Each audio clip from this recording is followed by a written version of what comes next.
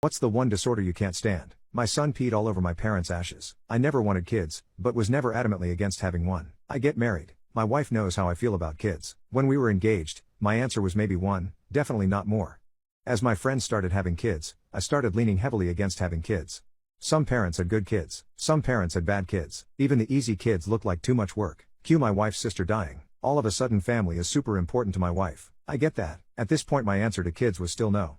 My wife bothered me and bothered me. Eventually I was convinced. The deal was her parents would sell their ranch and come live on our street. I was convinced. I was so dumb. I was told not to worry about all the realities of having a kid and losing my life, because grandma and grandpa are down the street and would be all the parents baby ever needed.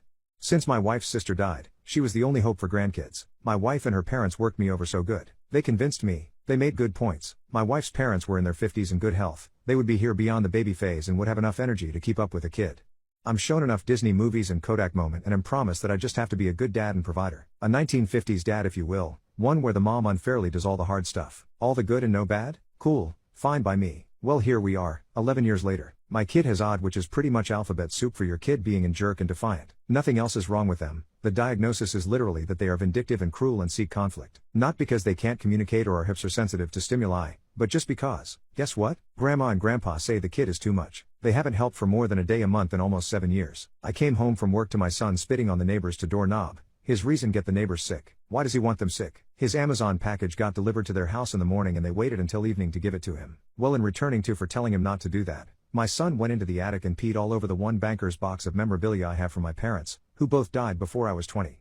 I left the house and I'm sitting in my car. I don't know if I'm coming back, and I don't want advice. This isn't lack of discipline or bad parenting. I've read every book. I've worked shifts 6 days a week for a decade to pay for tens of thousands, probably 100,000s, of therapy, behaviorists, counseling, classes.